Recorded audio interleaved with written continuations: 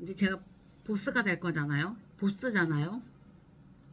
네, 저는 보스입니다. 그래서 타고난 보스라는 책이 있더라고요. 그래서 이 책을 얼른 또 읽어서 훌륭한 보스가 되도록 하겠습니다. 네. 타고난 보스와 위대한 직원이 만드는 6가지 현실. 타고난 보스, 위대한 직원을 발견하고 탄생시키고 유지하는 방법. 데일 도튼.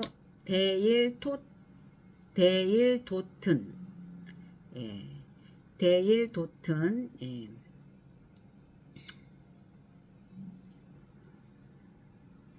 데일 도튼은 제2의 톰 피터스다. 잭 캔필드, 마음을 열어주는 101가지 이야기의 저자. 데일 도튼.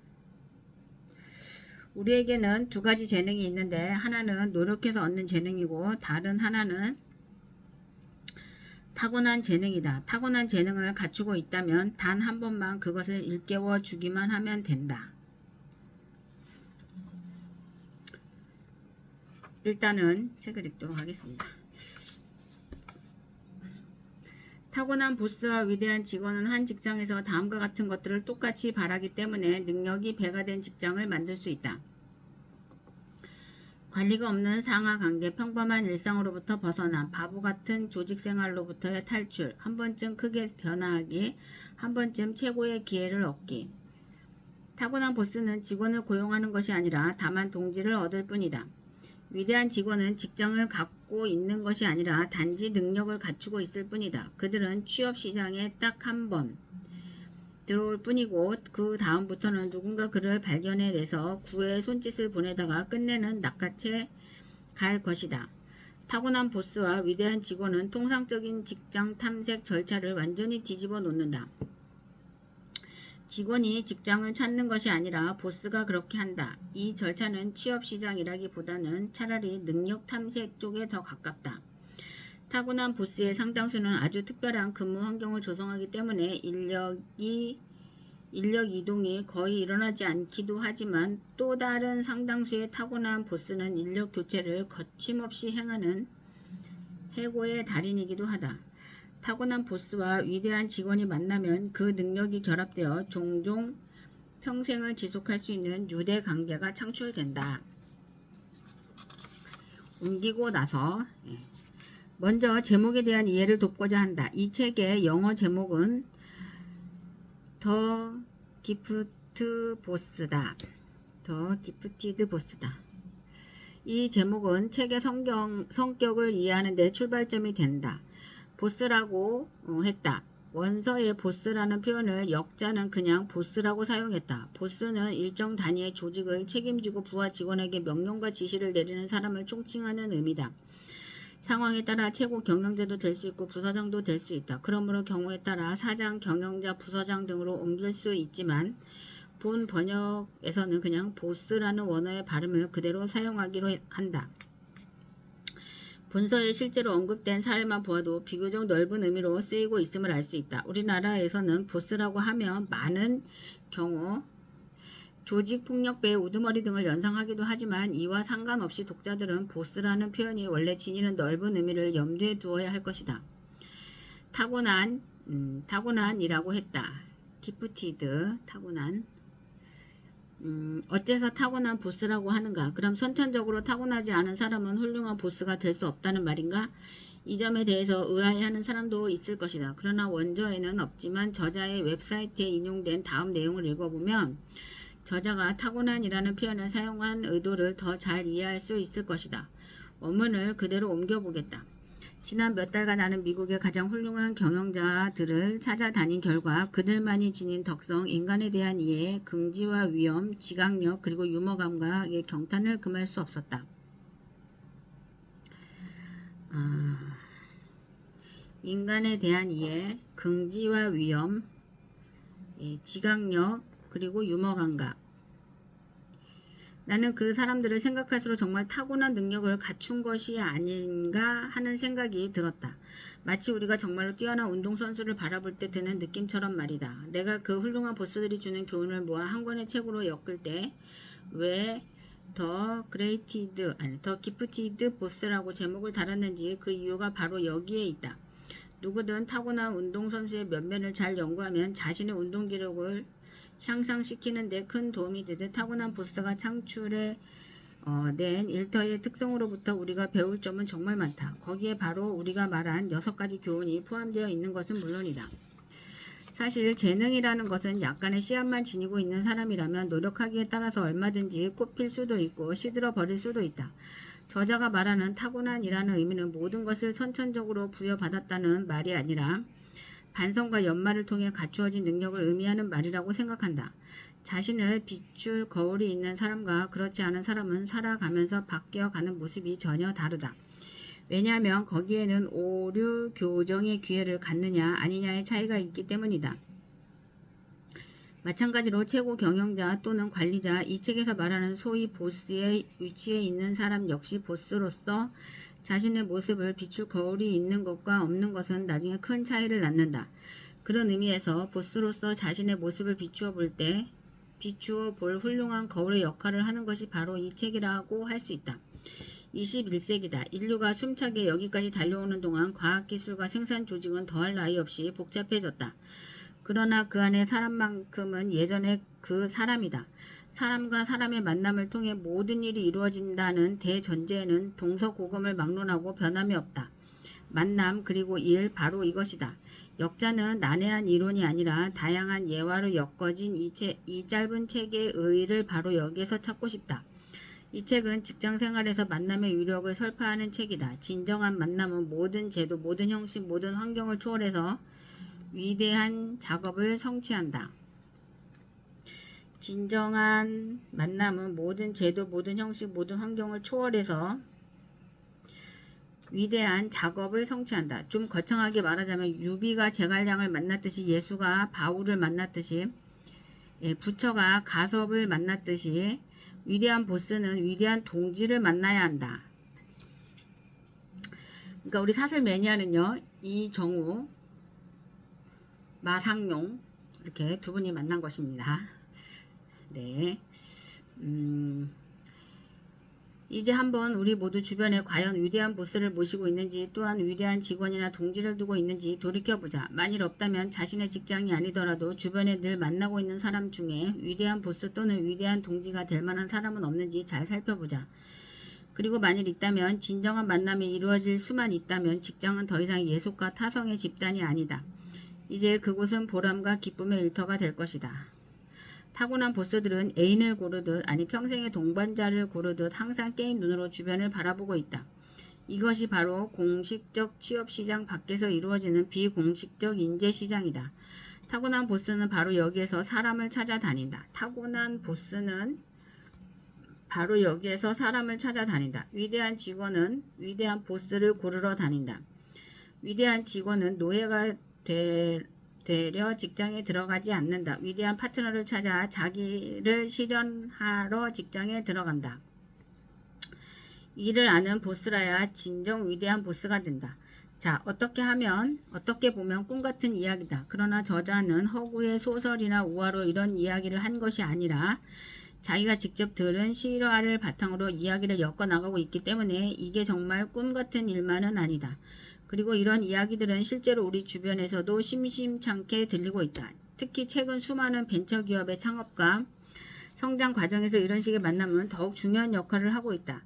이 책은 관리자에게는 사람을 다루는 자신의 역할에 대한 새로운 시각을, 실무자에게는 직업인으로서의 자기관리의 새로운 방향을, 구직자에게는 위대한 보스를 만나기 위한 자기 혁신의 방향을 제시하고 있다. 기존의 판에 박힌 관리자는 타고난 보스로 거듭나야 한다. 동시에 타성에 젖은 직원들도 훌륭한 직원으로 재탄생해야 한다. 막연히 취업을 준비해온 학생들도 말 그대로 준비된 예비 전문가로 탈바꿈해야 한다. 이 책은 바로 이런 거듭남의 지혜를 주인공인 나와 맥스가 나누는 흥미로운 대화를 통해서 제시하고 있다. 이 책의 번역 과정에서 친구인 나이스 리서치 앤드 컨설팅의 백환기 차장 조카 정한온 군은 몇 가지 좋은 지적을 해주었다. 그리고 좋은 책을 만들기 위해 늘 노력하는 위즈덤 하우스와 임직원 여러분에게 감사의 마음을 전하고 싶다. 마지막으로 전문성을 살려 역자의 초벌 번역 원고를 꼼꼼히 검토해준 나의 아내에게도 감사한다. 송경모. 타고난 보스와 위대한 직원이 만드는 6가지 현실. 그 다음에 최고의 지혜, 현자와의 만남, 최고의 인재가 모인 최고의 직장, 숨겨진 지혜의 첫 장, 타고난 보스와 위대한 직원, 평범한 보스와 타고난 보스, 평범한 직원과 뛰어난 직원, 구애의 의식, 비장의 기술, 상호 연결된 전문가 집단, 맺은 말, 그 후, 감사의 글, 독자들에게 차례를 읽어봤습니다. 네. 최고의 지혜. 사람마다 늘 하는 말이 있다. 누구든 자신의 삶을 돌이켜보면서 옛 직장에서 더 많은 시간을 보냈더라면 참 좋았을 걸 하고 말하는 사람은 별로 없더라고요. 맞다. 정말 끔찍한 일이다. 하지만 그런 사실을 깨달았다고 해서 과연 무엇을 어떻게 해야 할 것인가? 사람들이 자신의 과거를 회상하면서 과연 무엇을 하면서 더 많은 시간을 보냈더라면 좋았을까 하고 생각할까? 이 2가지의 자그마한 질문 때문에 내 인생은 완전히 바뀌었다. 나는 내가 찾을 수 있는 범위 내에서 가장 나이 지긋하면서도 지혜로운 어른들을 찾아다니면서 지난 삶이 어떠했는지 한번 여쭤보기로 마음먹었었다. 그렇게 한 지 얼마 안 돼서 나는 귀중한 교훈을 한 가지 얻었다. 노현자들은 결코 후회하지 않는다. 지혜로운 사람은 항상 모든 것을 수용한다. 현자는 오직 자기 자신만을 탓하고 인해 자기 자신을 용서하기까지 한다. 내가 들은 그분들의 인생은 어리석음을 한꺼풀씩 벗겨내는 오랜 과정이었다. 최고의 지혜는 결국 얼마나 어리석은 삶이었던가 라고 털어놓고 한바탕 웃어버리는 일인지 모른다. 이 진리를 발견한 데서 나의 이야기는 시작된다. 왜냐하면 내가 이전까지 얼마나 어리석은 삶을 살아왔는지를 아무런 제약 없이 똑바로 바라볼 수 있게 되었기 때문이다. 현자와의 만남. 지혜로운 노인을 찾다 보니 결국 맥스 엘모어에게 전화를 걸었다. 그는 내가 최후의 지혜를 듣기 위해 남겨둔 인물이었다.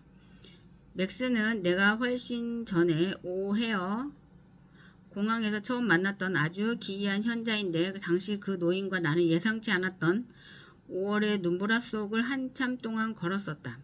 그때만 해도 나는 시리에 빠진 젊은 회사원이었는데 마음은 답답하고 일은 도무지 안 풀릴 때였다. 축 늘어져 벽에 기댄 제 배낭을 베개 삼아 꾸벅꾸벅 졸던 그 수많은 정처 없는 노숙자 틈에 섞여서 나의 그런 느낌은 더해만 갔었다. 마음이 영 안정되지 않던 차에 줄무늬 바지를 입은 한 노인이 대합실에 널브러진 갈데없는 군상을 향해 전도사처럼 말을 건네는 장면이 보였다. 노인이 내 앞에 모든 일을 다 거쳐 드디어 내게 다다랐을 때 나는 내 좌절감을 하소연하기라도 하듯 내 인생에 대해 물어오는 노인의 질문에 잔뜩 퉁명스럽게 대답했다. 그러나 노인은 나의 불순한 태도는 아랑곳하지 않고 오히려 부드럽게 말을 걸면서 가르침을 주었고 결국 나는 삶이 송두리째 바뀌는 체험을 했다. 그것도 말 그대로 단 하룻밤 사이의 말이다. 서로 대화를 하면서 맥스는 내게 변화하지 않으면 결코 성공할 수 없다는 사실을 가르쳐 주었다. 그는 창조의 천사가 우리에게 이따금씩 내려주는 수많은 기회를 어떻게 잘 활용할 수 있는지도 알려주었다. 그날 밤 나는 새로운 교훈을 얻었다. 실험은 실패하는 법이 없다는 사실을 그 뒤 얼마 안 돼서 나는 내가 근무하는 직장에서 아이디어맨으로 평판이 자자해지면서 온갖 신규 사업에 발탁이 되고 결국 초고속 승진 가도를 달리게 되었다. 사실 맥스와 만났던 그날 밤 이후의 성공 때문에 내게는 아주 곤란한 문제가 하나 생겼다. 내가 원하는 수준 이상으로 많은 일을 하게 된 것이다. 그 당시 내가 들었던 가르침을 활용할 수 있도록 맥스가 다시 한번 나를 도와줄 수 있으리라고 기대했으면서도 당장은 맥스에게 전화를 걸지 못했다. 그러나 마침내 나는 맥스에게 전화를 했고 답을 찾으면 찾을수록 더 모르겠다는 말까지 덧붙였다. 맥스는 나의 말을 듣고 이렇게 물었다. 지금까지 나이 드신 어른들과 이야기를 나눈 결과 어떻게 하는 것이 낫다는 결론을 내렸습니까? 진실하게 살자는 것입니다. 삶을 제대로 체험하자는 것이죠. 좋습니다. 그렇다면 그 체험을 구성하는 요소는 무엇이 있을까요? 그야 사람들이죠. 맞습니다. 당신이 가야 할 목표는 단지 삶을 체험하는 것이어서는 안 되고 여러 사람과 더불어 체험하는 것이어야 합니다. 혹시 포스터를 기억합니까? 오직 만날 뿐이라는 표현 말입니다. 이야말로 단 세 마디로 된 인생 철학이죠. 놀랍게도 이 세 마디 말에는 대단히 중요한 진실이 담겨져 있었다. 그러나 나는 이미 수많은 중요한 진실들로 머릿속이 복잡하던 참이었다. 나는 맥스에게 말했다. 가만히 돌이켜보니 내 아무 해놓은 일이 없이 제자리 걸음만 해왔던 것 같습니다. 직장에서 일하느라 대부분의 시간을 보내면서도 그저 이렇게 지나버린 세월만 돌이켜보면 살아왔던 것 같습니다. 갑자기 나는 깊이 생각해 보아야 할 주제가 하나 떠올라서 잠깐 말을 멈췄다. 내 안에서 강렬하게 물결치는 어떤 충동이 그대로 나의 음성에 실려 나왔다. 지금까지 저는 직장을 그만두고 컨설턴트가 되느냐 마느냐의 문제로 고민을 해왔습니다. 저도 이제 가족과 좀 더 많은 시간을 보내고 싶단 말입니다. 잠시 말을 멈추고 생각해보니 맥스가 이 말에 찬성한다면 내가 과연 기뻐해야 할지 슬퍼해야 할지 갈피를 잡을 수 없었다. 당시 나의 직장은 누구나 부러워하는 직장이었다. 동료들은 인간적이었다. 급여와 수당도 높은 수준이었다. 그런데도 가끔씩 아침마다 직장에 출근하기 싫은 때가 있었다. 회사에서 TGIM 월요일을 활기차고 감사하는 마음으로 시작하자는 생활 캠페인을 시작했을 때도 월요일 아침이 어김없이 돌아오는 것이 너무 싫어서 입술이 마치 달짝지근한 사탕이나 되는 것처럼 꽉 깨물고 집을 나설 수밖에 없었다. 맥스는 결국 이렇게 대답했다. 유명한 미식축구 감독인 존 매든이 TV 아나운서가 되겠다고 결심했던 이야기를 언젠가 내게 들려주더군요. 그는 감독직을 그만두고 얼마 되지 않아서 아나운서가 됐지요. 그런데 그가 이렇게 말하더라고요. 저는 가족과 더 많은 시간을 보내기 위해서 코치를 그만뒀습니다. 그런데 조금 시간이 지나자 저는 가족들이 저와 더욱 많은 시간을 보내는 것을 결코 원치 않는다는 것을 알았습니다. 그래서 저는 원래의 본업으로 돌아갔죠. 맥스는 껄껄 웃으면서 이렇게 덧붙였다. 당신이 직장을 그만두는 장면을 충분히 상상할 수 있습니다. 직장을 그만두고 1년 정도 지나면 아마 당신의 아내와 자식들이 슬슬 당신 눈치를 보면서 피해 다닐걸요? 맥스는 어린아이의 높고 가느다란 목소리를 흉내내면서 말했다. 쉿, 다들 조용. 아빠가 우리랑 일부러 놀아주러 또 오고 계셔. 우리는 웃었다. 맥스는 내가 가족과 늘 가까이 지내고 있다는 것을 알 정도로 나에 대해서 잘 알고 있었다. 돌이켜 생각해보면 그때 맥스는 내가 일에 너무 지쳐서 뭔가 탈출구를 찾고 있었다는 사실을 잘 알고 있었던 것 같다. 나는 말했다. 그래서 저는 지금 어떻게 해야 할지 도무지 모르겠습니다. 맥스는 친절하게 말했다.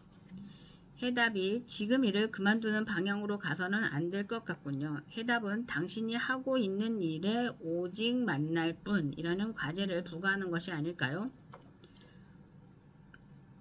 기업 활동이라는 것이 천하 없어도 결국 사람끼리 만들어가는 것입니다. 문제는 일 안에 고유하게 갖추어져 있는 저 강렬한 매력을 우리 스스로 제거해 버렸다는 데 있지요.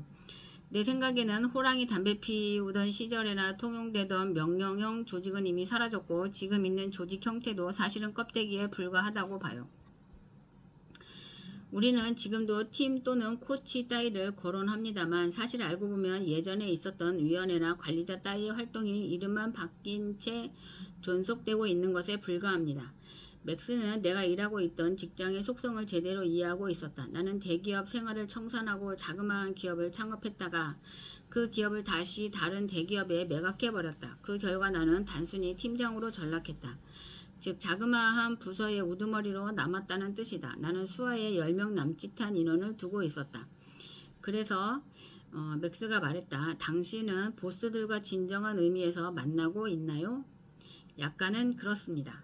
나는 이렇게 대답하면서도 영 자신 없는 말투란 느낌은 피할 수 없었다. 내 보스들은 유능하고 책임감이 강한 사람들이었지만 가만 보면 나는 그들의 관료주의적인 행동을 어떻게든 벗어날 방도는 없을까 그런 궁리만 했던 것 같다.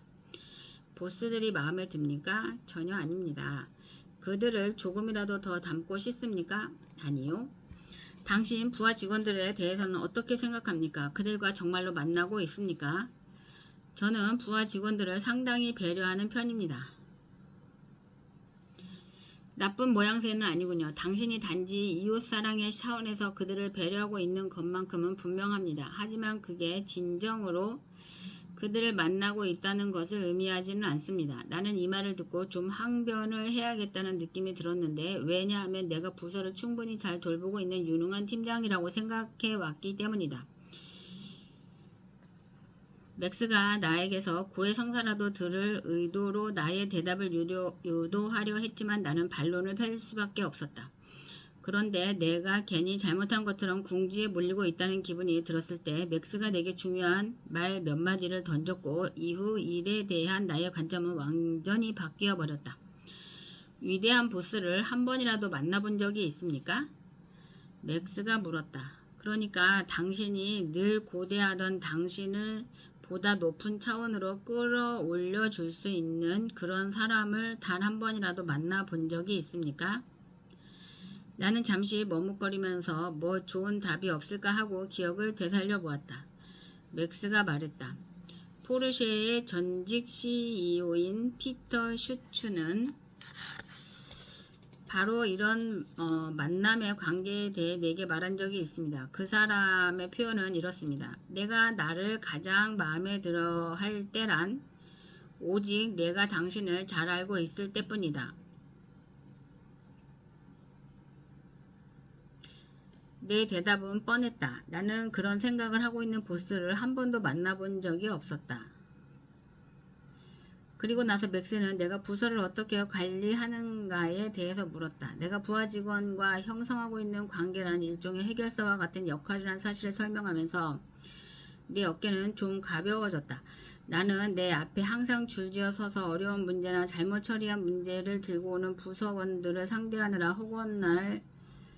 허구헌 나날을 보냈다. 나는 부서원들의 문제를 애써서 잘 해결해 주었다. 그 과정에서 나는 내가 해야 할 진짜 일에서는 손을 놓게 되면서 그 진짜 일이야말로 바로 내 분야이고 내가 정말로 즐겁게 해내던 일이었다. 기업의 잡무 처리 전문가로 전락해버렸다. 내 인생은 문제투성이이거나 별 진전 없는 프로젝트에만 끌려다니게 되었다. 내 불평이 끝나자 맥스는 소리내 웃기 시작했다. 왜 그러시죠? 나는 물었다. 맥스는 여전히 재미있다는 표정으로 대답했다. 일본의 히로히토 왕이 2차 세계대전 후 자신의 삶이 어떻게 바뀌었는지에 관해서 말한 적이 있는데 그 말이 생각나서 그렇습니다.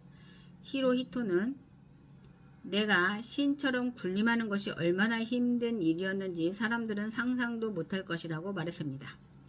맥스는 내가 이 말을 듣고 어서 웃어주기를 바라는 눈치였지만 나는 별로 웃기지도 않았고 깊은 뜻도 없는 것 같아서 그냥 웃는 신용이나 하는 정도로 끝냈다. 맥스가 말했다. 내 말이 무슨 뜻인지 모르겠어요. 당신은 지금 당신 부서에 신이 되려 하고 있는 중입니다. 신이 된다는 것이 얼마나 고달픈 일인지 알기나 해요? 그리고 나서 맥스는 나의 부서원들이 어떤 사람들인지 물어보았고 혹시 그 가운데 정말로 위대한 직원이 없는지 궁금해했다. 그가 말하는 위대한 직원이란 관리의 대상이 될 필요도 없을 뿐만 아니라 팀장의 업무를 보다 수월하게 만들고 팀 전체의 업무 수준을 한껏 높여줄 수 있는 그런 사람을 말하는 것이었다. 나는 그런 직원은 없다고 대답할 수밖에 없었다. 비록 속마음으로는 거짓말이라도 그런 사람이 있다고 대답하고 싶은 생각이 꿀뚝 같았지만 말이다. 내 솔직한 대답이 나온 뒤에 우리는 정작 중요한 대화를 시작할 수 있었다.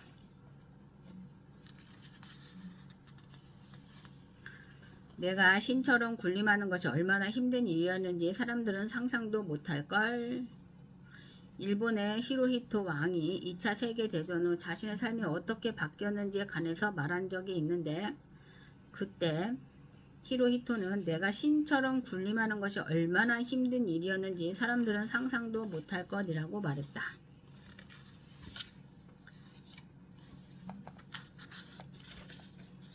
일단 여기까지 읽겠습니다. 감사합니다. 너무 재밌죠. 이 책 저 책 읽으니까 너무 재밌고 저것도 읽고 싶고 저것도 읽고 싶고 막 이런데 이거 책만 읽다가 네 잘할 수 있습니다. 오늘 6월 23일 일요일 네. 24년 올해 책을 지금 6월이죠. 7월, 8월, 9월, 10월, 11월, 12월 7개월 동안 6월, 7월, 8월, 9월, 10월, 11월, 12월 7개월 동안 하나, 둘, 셋, 넷, 다섯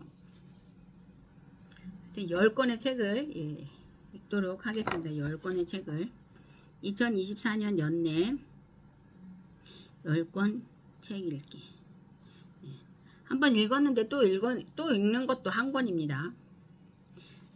오늘 현정이의 현정이는 조직의 보스다. 근다고 제가 여기에서 방금 말했듯이 히로히토 그 왕처럼 뭐 제가 신처럼 군림하라는 것이 절대 아니고요.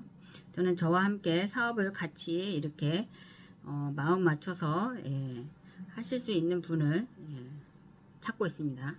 근데 어저께 저녁에 만났던 분이 좀 괜찮으신 것 같은데 하여튼 오늘 동영상을 이제 제가 10조, 100조, 1000조 그 동영상을 보내드렸는데 그거를 들으셨는지 잘 모르겠습니다만 하여튼 그분은 제가 지금까지 만났던 분들하고는 좀 많이 달랐던 것 같습니다.